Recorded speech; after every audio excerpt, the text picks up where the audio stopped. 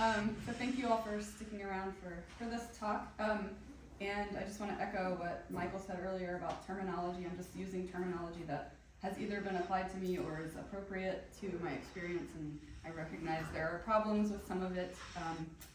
And I also just want to note that it's nice to see Michael here. We worked together at University of South Carolina about 12 to 13 years ago. And so it's just kind of wild to be reconnecting here. A couple, I'm gonna do the disclaimers thing here.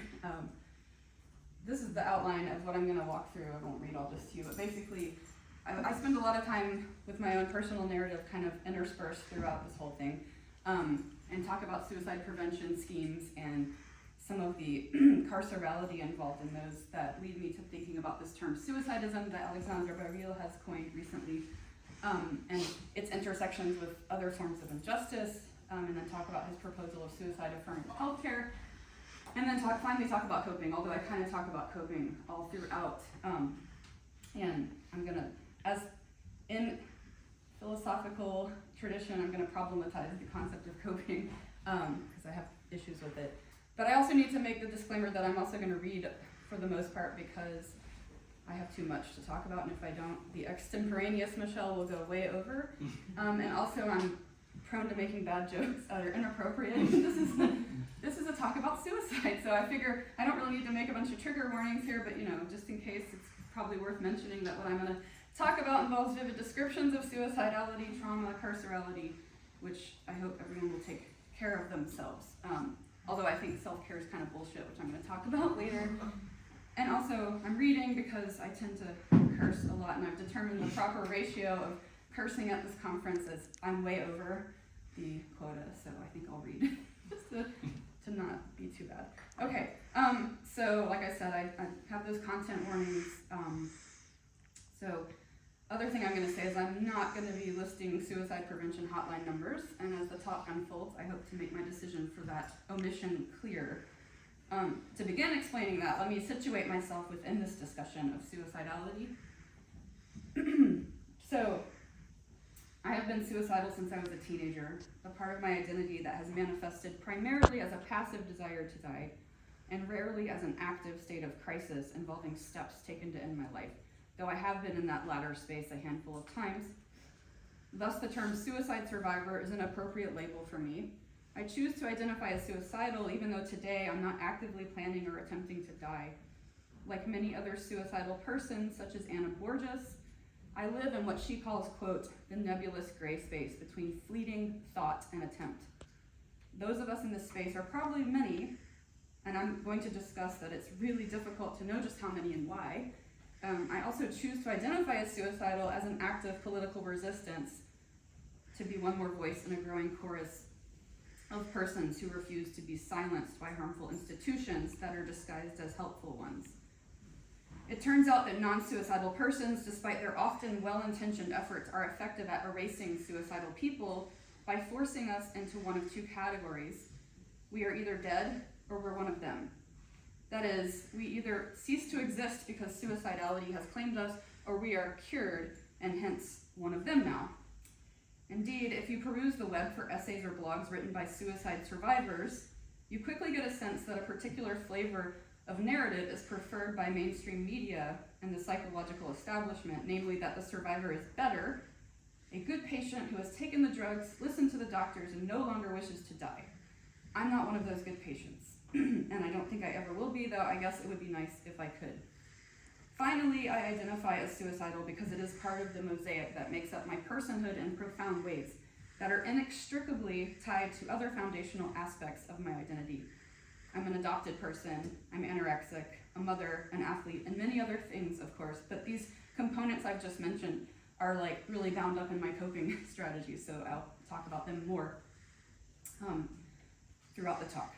Okay, this is another caveat, and maybe the most in the weeds philosophically that I'm going to get here, is that it's really hard to decide what counts as suicidal, aside from the glaringly obvious cases of persons actively trying to die in this moment.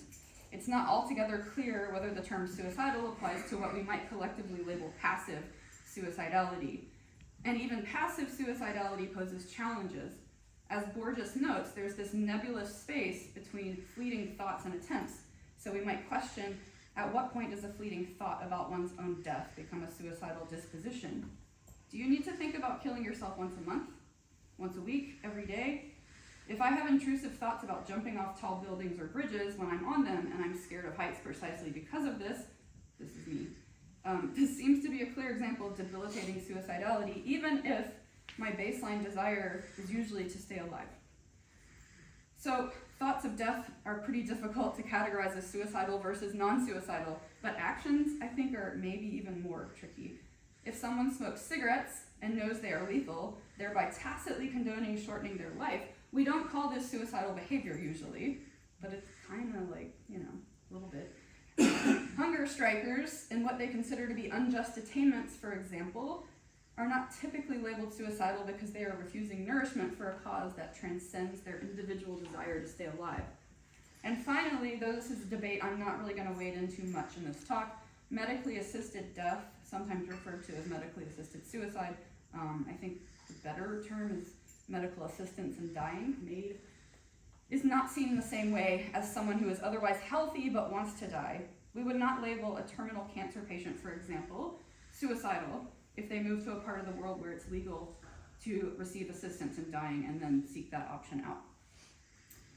As a philosopher who has been suicidal, I cannot resist theorizing about all this gray area, especially the actions that we willingly engage in that ultimately lead to our early deaths.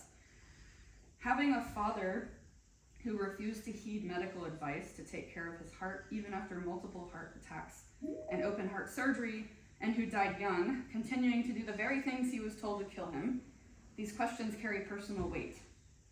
I'm also adopted, as I said, so I didn't even know my biological family most of my life. So it was a bit shocking to learn that this death-seeking behavior runs so rampant in my family. A brother I never knew overdosed on heroin just hours before he was supposed to meet our father for the first time. My father's father died from a self-inflicted gunshot wound to the chest. It's a bit of a head trip to learn these things in your 30s after struggling with suicidality most of your life. I think I have a picture. This is like my grandfather, father, and my daughter, and you can see like the resemblance is just like really wild if you've never had that in your life to have it suddenly. I did get to meet my dad briefly, and then he died not long after we met. So we can't dismiss the significance of environmental factors that play into suicidality. Obviously, it's not like I'm a foregone conclusion. Much like mental health issues in general, addiction, and so on, the causes are almost certainly complex and not easily distilled down to the one side of the false dichotomy that is nature versus nurture. Nevertheless, finding out that adopted persons are as much as 4 times more likely than non-adopted persons to attempt suicide, along with the genetic lineage from which I come, I kind of have a decent understanding of why I might be suicidal. But that's not what this talk is really about. This is more about coping, so I'm going to get to that eventually. So I also mentioned that I've long dealt with anorexia, and I see important overlaps between this condition, which I'm sure all the mental health people in here know these overlaps. But I want to talk about them phenomenologically. So like what it's like for me to claim the label suicidal, and also to begin to unpack what coping with that label amounts to, has a lot to do with how I cope with anorexia. The gold standard in the States and other places is the DSM. And I'm not going to wade into that. I think I know I have assessed the atmosphere here. Fuck the DSM. But it's important in some respects, right, for services like we've talked about. So if you look at the criteria for being diagnosed as anorexic, even in the updated DSM, the 5th edition, I have a comparison here. They've changed a lot with eating disorders for anorexia, especially. It used to be you had to like cease menstruating, and like that's just silly. So they took that out. But like weight is still so paramount to this understanding, and so people often misunderstand what anorexics look like. Like I don't look anorexic anymore. I'm all muscly and I've gained all this weight, whatever. So it's like a skinny person's disease, and that's just not true. But you also look at the diagnostic criteria and see the overlap with obsessive compulsive disorder, for example. The quote, persistent fears of gaining weight are akin to intrusive and obsessive thoughts that accompany OCD. And also, they don't account for what's called atypical anorexia. which sometimes is just labeled as a other specified feeding or eating disorder, or an avoidant restrictive food intake disorder. And then there's also orthorexia that hasn't made its way in officially to the DSM yet. So the National Eating Disorders Association in the States notes that someone who, quote, maintains an excessive rigid exercise regimen despite weather, fatigue, illness, or injury shows one of the major warning signs for having atypical anorexia, which is precisely how I received my diagnosis while pregnant with my second child. And this is, I struggled with anorexia when I was like 18 doing ballet and stuff, so this was kind of like, what? No, I'm not. I also happen to do long distance swimming and triathlons, and you simply must engage in what most people would consider insane amounts of exercise to complete those. So am I anorexic? If I'm being honest, I would say I experience anorexic type thoughts more often than I would like, so they are intrusive, much like the suicidal thoughts often are. My relationship with food and exercise, in other words, is in that nebulous gray space between a fleeting thought that I'd like to have a flatter stomach and the desire to starve myself back to my weight in the heyday of my ballet training. I've made peace with this part of myself, though. My anorexia and I have this deal that we've struck up, which is that I sign up for all these absurd races that require a lot of training and a lot of eating, and this keeps me pulled back from the precipice of starvation, restrictive intake, and other maladaptive behaviors.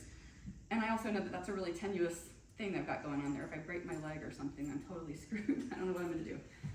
So another more overt way that anorexia and suicidality overlap, though, is, of course, insofar as people who engage in starvation are, like my father, not necessarily actively seeking to die, but they are not doing themselves any favors in the longevity department either.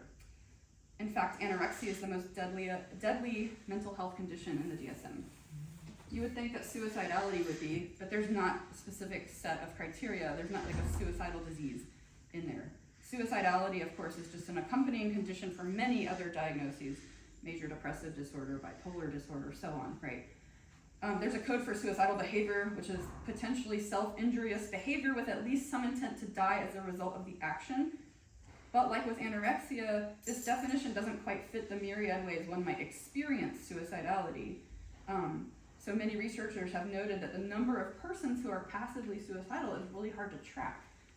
More importantly, any attempts to do so are likely going to massively undercount the population. And I'm going to think about why that is and talk. I have a personal story about why that might be.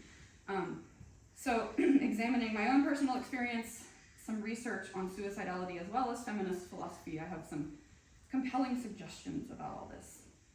So to my story, the most actively suicidal I've ever been was in the postpartum period after the birth of my first child. Because I had struggled with suicidality and other mental health issues since my teenage years, I knew that pregnancy would be tough on me.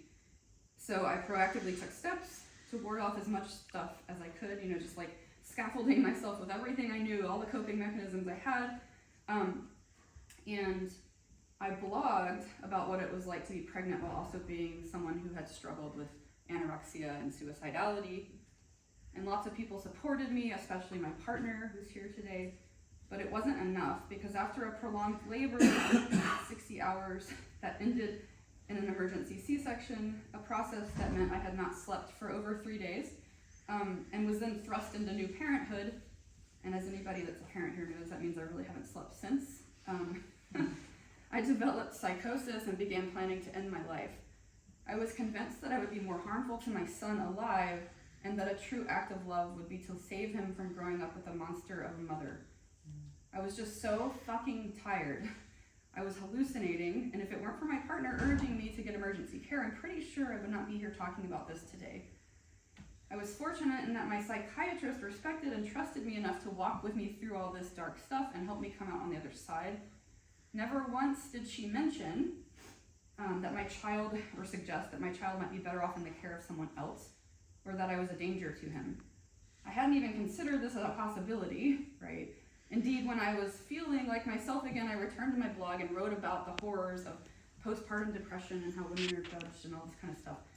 And my aim in writing this was to process my feelings, but also to try to help others. I've always sort of had this, compelling desire to use my voice in a way that might make other people not feel so alone, because I know I have privilege and I'm able to do this in a way that maybe other people aren't. So rather than that being the effect, Child Protective Services showed up at my door after this blog post. I would then be subjected to 45 days of intrusive investigation, the threat of losing my child looming over the whole ordeal.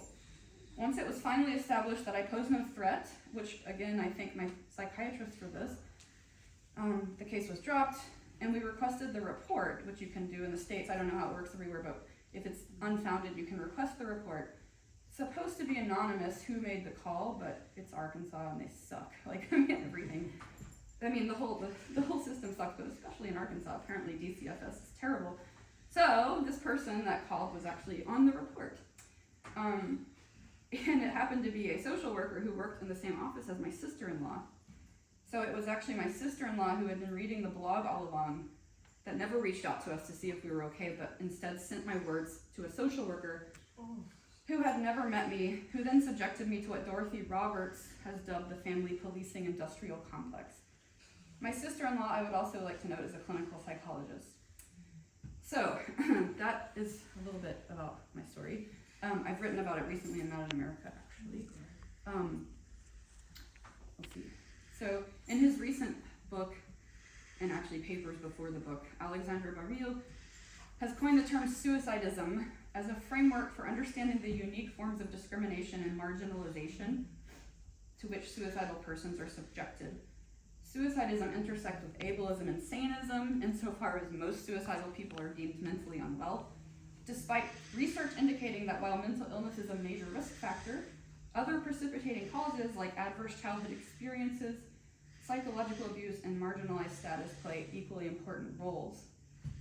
Post-mortem speculations about what led a person to suicide tend to further pathologize the victims. The person was out of their mind or must have been mentally unwell to do such a thing.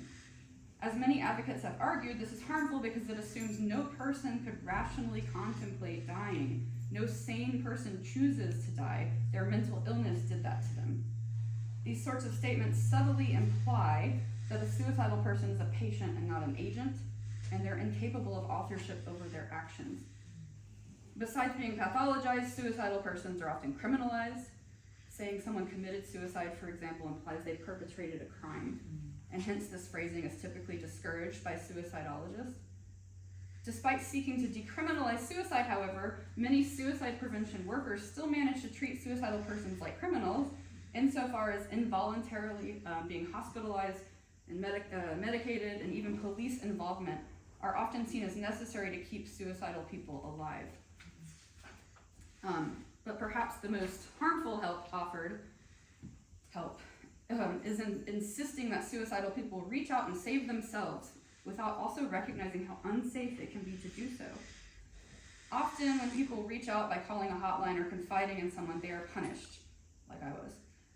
Suicidologists have warned against the commonly touted solutions, such as in the States, the 988 hotline, and have noted the likelihood of police intervention when contacting these services. So imagine calling a hotline hoping it would save your life, only to find yourself involuntarily hospitalized and drugged. Or worse, the police show up, and if you happen to be in crisis while also not being white, in the States especially, your chances of being shot dead are alarmingly high, kind of contrary to suicide prevention, right? So for those who are hospitalized against their consent, their chances of dying by suicide after being released actually go up. In short, many intervention strategies are violence disguised as help, and they have congealed within them suicidism. You can see at least part of why I'm resistant to share any of the hotline numbers with you now, hopefully. So one of the key arguments that Baril makes is that all current models of suicide prevention are steeped in suicidist ideology, which is itself underpinned by punitive and carceral systems such as the family policing industrial complex I just talked about. Time doesn't permit me to get into a really in-depth discussion here, but there's some really interesting overlaps with what Baril's doing and just critiques of psychology in general, right? Which I'm sure many of us are familiar with, but like James Davies, Bruce Cohen, others who critique the biological and brain-based model and advocate more for like a biopsychosocial model. assuming a suicidal person has something wrong with their brain locates the problem of suicide squarely within the individual, so it's similar to that, right? And instead of being a defect of society, right? So the social model of suicide, like social model of mental illness, locate the causes of these afflictions in the world. Poverty, relationship stress, job loss, bullying, so forth. They're more likely the precipitating factors. So we should redress those.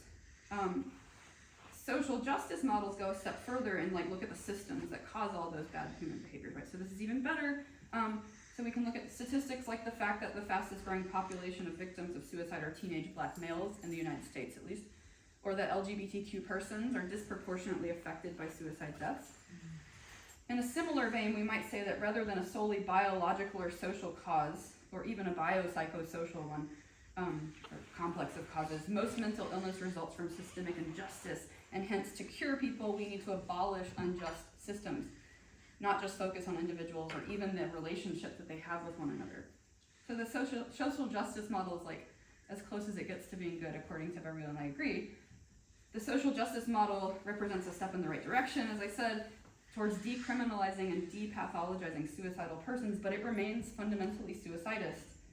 As Baril argues, what marks almost all suicide prevention programs is the assumption that the desire to live is the healthy, sane, normal default setting of humanity. I use default setting, I like this idea.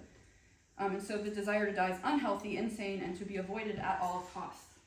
While the social justice model pays lip service to the idea that the desire to die arises out of conditions that Viktor Frankl would likely say make suicide seem like a totally rational reaction, the pervasive notion is still that erasing this desire is best. In other words, there is what Baril calls an injunction to live.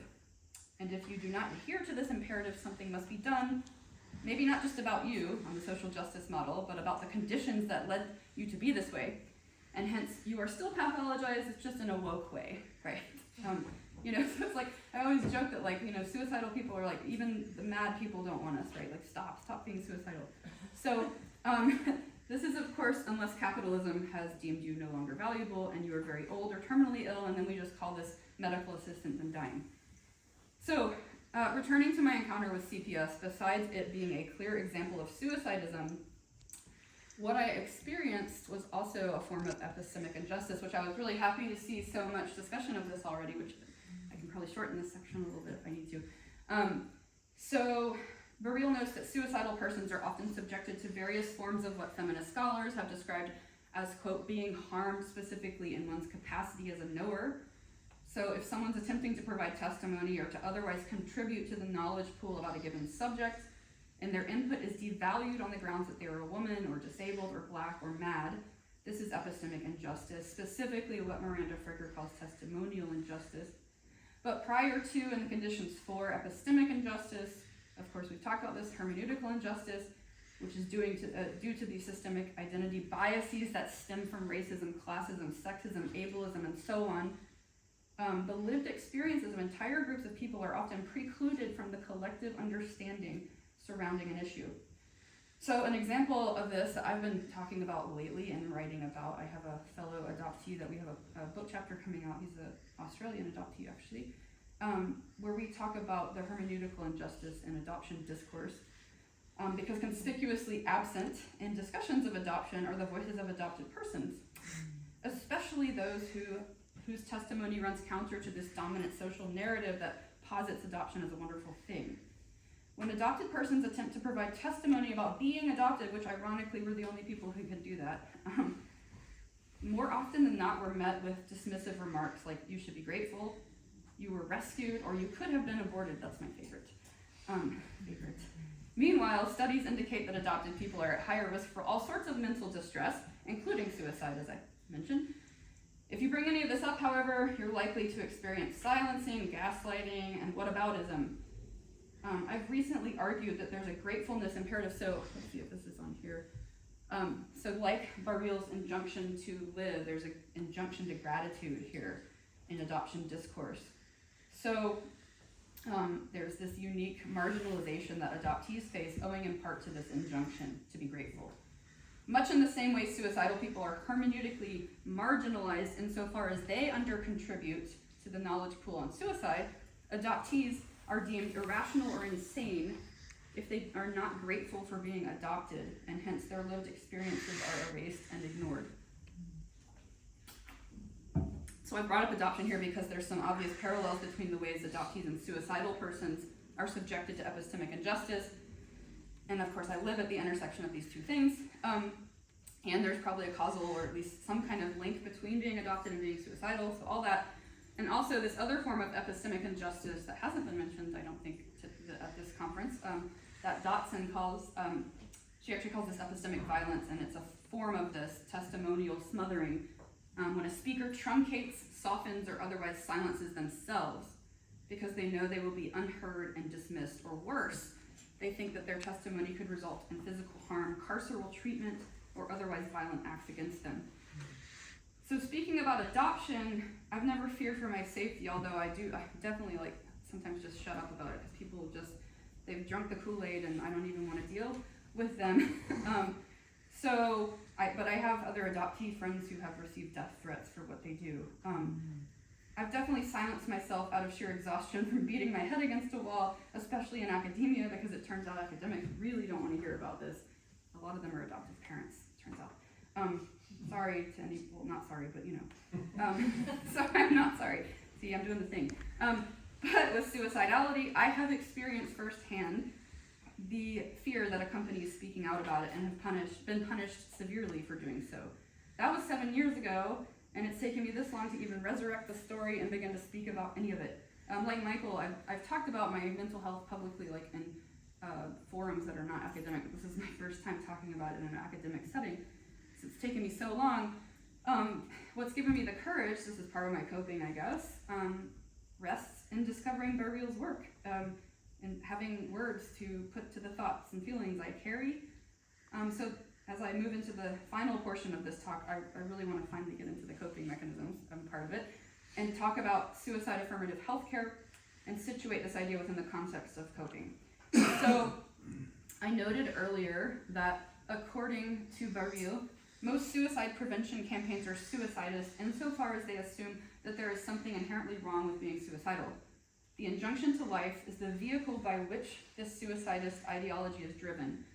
What if, however, wanting to live was not seen as the default setting, thereby deeming those who desire to die as abnormal, insane, pathological, and thus in need of saving?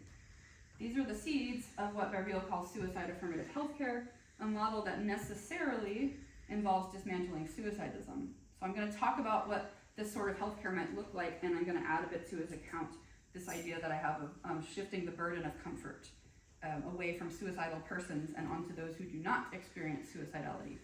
I also mentioned this book is just really amazingly powerful and disturbing about the idea of suicide and slavery in the United States, and that actually some suicide prevention models still kind of draw on suicide prevention back then, trying to stop slaves from killing themselves because they were useful.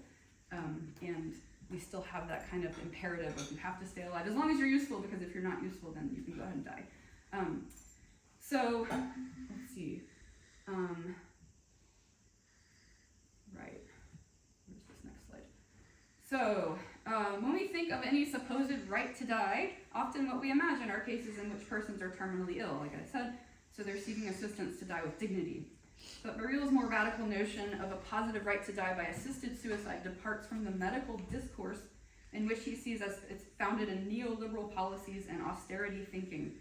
At the core of the medical assistance and dying discourse, in other words, is the capitalist ideology that treats various persons as inherently disposable, the elderly, the sick, and the disabled, because they are not productive.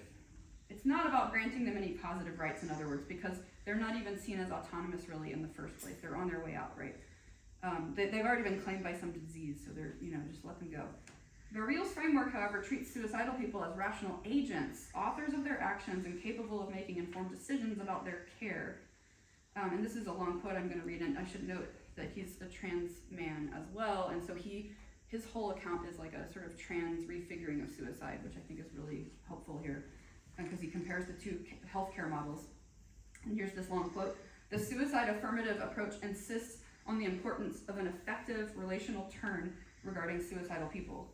It takes into consideration suicidal people's subjective experiences of suffering regardless of the sources of suffering. It opens up the possibility of exploring suicidality without shame and guilt. It allows us to explore with them crucial questions like, what appeals to you about the option of assisted suicide? What kind of support or help do you need to go through this difficult period of your life or to end your life? Did you inform your relatives and friends about your wish to end your life, and do they support you? Did you consider other options? Did you consider all the implications of this decision? Did you plan your end of life, death, and post-death? Similar to a trans affirmative approach, the suicide affirmative approach offers care, compassion, and support through an informed consent model, taking for granted that the expert in the decision to transition, in this case from life to death, is the person making the decision. So I can only dream of a mental health care professional handling me, telling them the truth about how I live with suicidality. I kind of just don't talk about it, right? I think, like what Michael was saying, I just lie. I mean, I have to. I filled out a form when my daughter was born, just like to see how my mental health is going, and like I forgot that I was talking to a healthcare professional and like wrote down, yeah, I'm feeling suicidal. And then luckily she was not completely austere about it. She just asked if I was okay, luckily. But yeah, thanks to my sister-in-law's suicidist mishandling, I'm arguably at greater risk of dying alone and violently because I know better than to reach out. And hence, I testimonially smother myself at my own expense.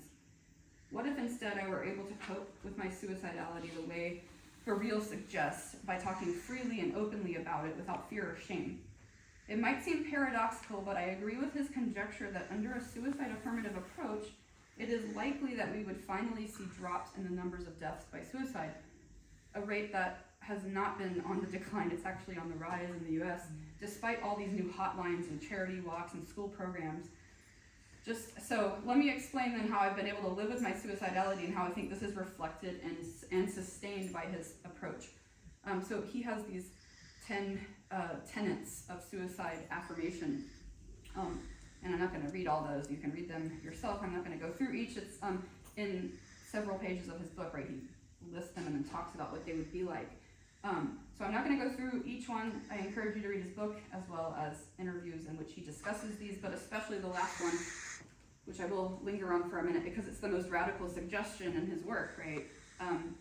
He's careful to note that his approach should not encourage suicide, but rather that it would open up a space to consider dying as a right, just like any other bodily right we bestow upon humans. He talks about abortion rights too, and he's like, if we're going to go there, we need to go there, like all the way there. Your body, your choice, right? So learning to treat suicide this way satisfies several criteria of his suicide affirmative approach and echoes what Sarye Tack says about the readability of suicide. Let's see, I lost my place. So the desire to live, again, is what I call the default setting of humans, or what she describes as the originary characteristic of bodies, and hence what we all ought to be naturally oriented toward. The choice of death, this is a quote, the choice of death thus comes to constitute a choice against the natural, and renders those who choose it unintelligible, end quote. It remains to be seen whether learning to read suicide as a natural and normal choice would reduce suicide deaths, but that's part of the radicalness of the proposal. So I liken this to discussions of abolition. I have a piece in The Nation last year where I say this, and I got a lot of hate for this. Like, if we abolish adoption, what will we do with all the children needing care? So first, to this, I would say caring for children does not imply that they need to be purchased and permanently severed from their biological kin. So the question misses the point. But also, at the heart of radical propositions that seek to entirely dismantle unjust systems is the idea that we don't fucking know what it's going to look like on the other side, right? It's not our, and if we're the ones suffering from the unjust system, it's not, the burden is not on me to fix it. I'm just telling you it's bad. Let's dismantle it. What we do know is that the current system's not working, and with suicidology, as I've noted, suicide rates are on the rise, and not even the social justice model of suicide seems to be able to alter this trend. We could also look to analogous cases. I was thinking about like decriminalizing drug use or making safe drug spaces, and so like people are less likely to overdose in these cases, and that's the argument behind it, right? So even with Barreel's framework, as he notes, suicides might still occur. If they did, however, they would be far less traumatic for everyone involved because folks determined to die could freely discuss this, say their proper goodbyes, die surrounded by loved ones in a peaceful manner rather than violently and alone, which is the way most suicides occur.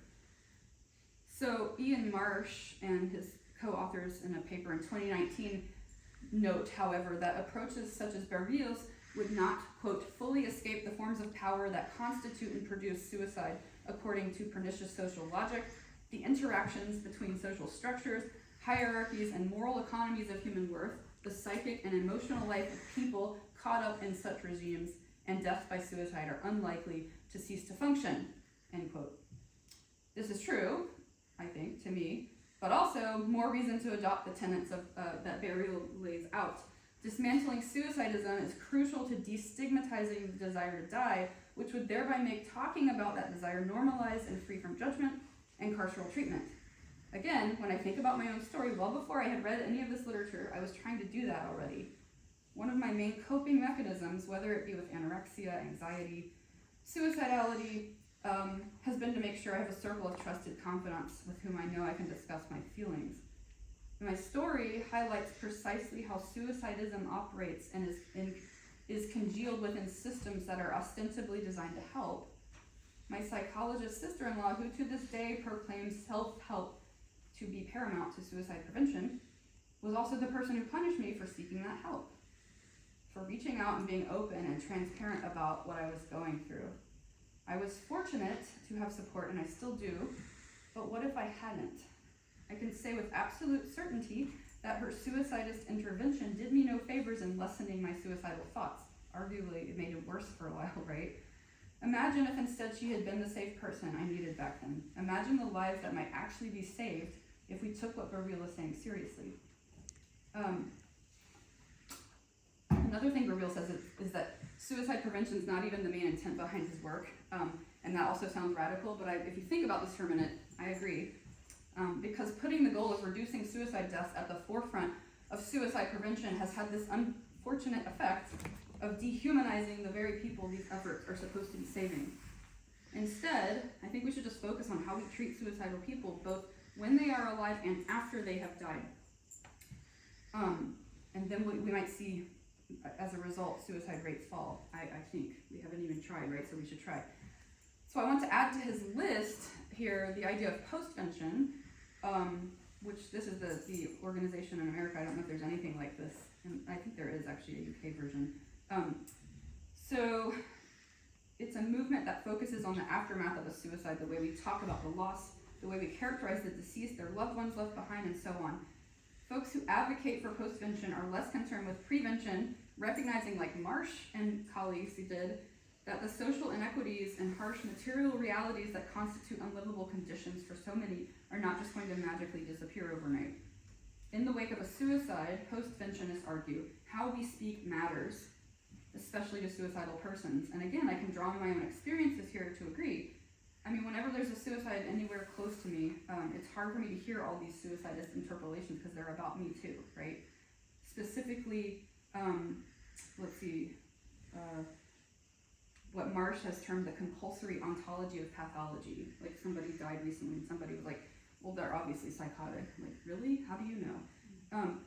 So I'm not, I don't know. So that marks, that's what marks so much suicide discussion.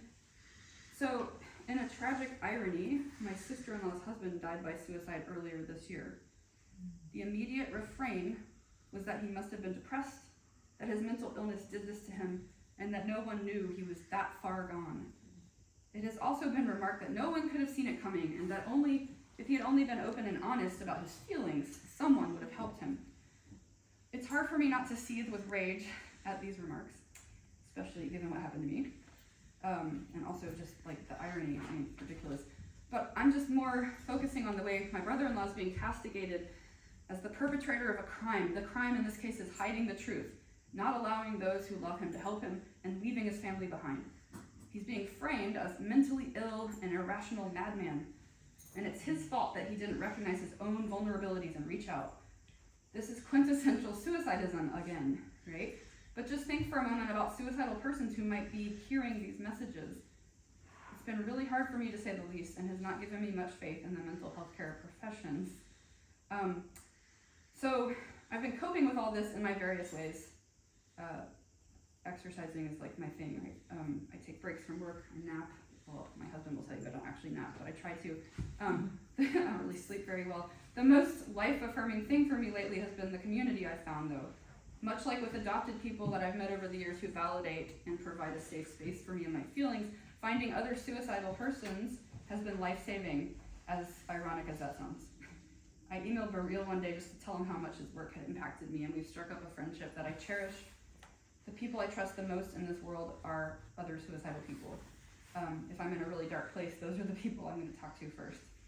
So before I end, I just want to interrogate this idea of coping a little bit too. Because everything I'm talking about is really as far from self-care as one could get. And I was thinking of Edith's talk too yesterday, that there's the self that needs caring for, and then the self that does the caring. So it already implies a relational thing, right? Even though it's the same self, it's kind of like there's the self outside of the self, right?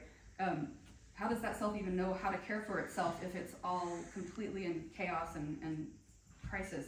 So being a part of a community that truly cares for you is a collective effort. When we talk about coping strategies, an individualized connotation usually accompanies this concept. Although many preventionist models nod towards community care, at the end of the day, the overarching ideology remains suicidist primarily because the underlying message is that to be suicidal is bad, something to be eradicated from this world, and hence the suicidal person must be eliminated too, which is a complete paradox, right? We're supposed to save them.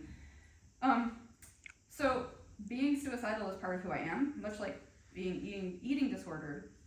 I can say my anorexia is in remission, but I would be naive if I thought there is no triggering life event or emotional upheaval that might awaken those maladaptive thoughts and behaviors. And the same goes for suicidal thoughts and behaviors. Like Anna Borges says, I'd like to not always be swimming in this ocean of apathy towards being alive. But I'm here and I'm afloat, and I usually enjoy swimming. I hope I do. I swim like ridiculous amounts in the ocean sometimes for fun. Some days, however, I just feel like letting it drown me because I'm tired and I'm lonely and I'm world weary. This is how I've been most of my life, and I highly doubt some self-care is going to do anything about it. Like yoga and lattes are not going to stop that apathy towards life. What truly helps when I feel like the waves are going to wash over me and I won't have the strength to dive into them and emerge on the surface once they've subsided is people who love me and recognize when I'm drowning. Yes, but not the ones who say things like, you have so many reasons to live, or we love you and want you here. It's the folks who just sit with me in that moment and ask me questions the way Baril suggests we ought to care for suicidal persons, with curiosity, compassion, and the full recognition of their autonomy. To put all this another way, what I'm suggesting is that coping is itself relational and a collective effort. Nothing I'm saying here implies that suicidal persons are off the hook for taking care of themselves, but you can't care for yourself in a world that is constantly trying to erase you. It's hard to develop healthy coping strategies when everywhere you turn the message is, please tell the truth about your suicidality, but also if you tell the truth, we're going to lock you up and drug you and take your children away. Suicide prevention is steeped in non-suicidal bias, the supposed default setting of humanity. This bias manifests most apparently as what I'm calling an incitement to comfort.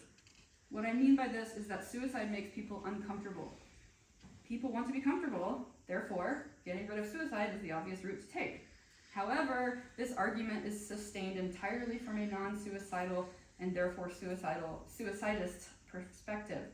The burden of comfort, in other words, is placed squarely on the suicidal person to stop making everyone else uncomfortable. The effect of this is that we are either suffering in silence, and many of us die because of this, or we are cured and turned into one of them, the non-suicidal, happy, sane, normal people. But that's not reality. I live suicidal. That's a paradox that makes many people uncomfortable. I should not exist, but here I am. If we truly cared about suicidal people, we would accept this uncomfortable truth and learn to be comfortable with the discomfort, something I've heard a lot this conference. The burden of comfort is not to be placed squarely on the shoulders of suicidal people. Non-suicidal people need to learn to cope with us.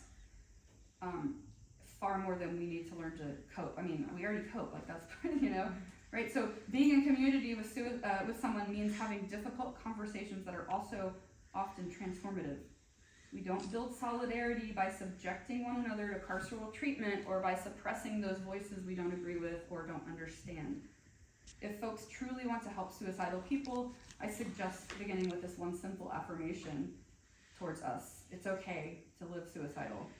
You are whole and complete, and fine the way you are. Furthermore, I would urge non-suicidal people to resist the impulse to throw life preservers immediately toward every person they perceive to be drowning. I empathize with this impulse. I am a mom after all. I have children, one that I've actually rescued from drowning once, but she was literally helpless, and thus I didn't throw a life preserver at her, because doing so would have been pointless. I dove in and held her in my arms until she was safe. Many of us suicidal people are not drowning anyways, but we are struggling to find the desire to keep swimming. Our choice to live or die is ultimately ours to make. Non-suicidal people often say this very thing when they try to make sense of that which they are incapable of understanding. They will say, quote, "There's nothing I could have done," or even a phone call would not have stopped him. And look, I could argue with the counterfactual nature of these claims, but I'm not. I'm just going to say, okay, fine, you're right. There's nothing you could have done, because you know what? For some of us, there is nothing to be done. And that's hard to cope with too, I get it. But in their effort to remove all this discomfort of suicide from their lives, non-suicidal persons are sending the message that they would prefer suicidal persons to be removed from their lives, right? Because they don't want it. They don't want that in their life. What if instead they dove into the water and floated alongside us? What if they learned to cope with the fact that we exist and always will? The ocean of apathy toward living can be a scary place, but we've been navigating it, and if non-suicidal persons would like to understand how, listening to us with care and compassion is a good place to start. It'd be a lot less lonely and terrifying out here if there were more humans and fewer life preservers. Thanks.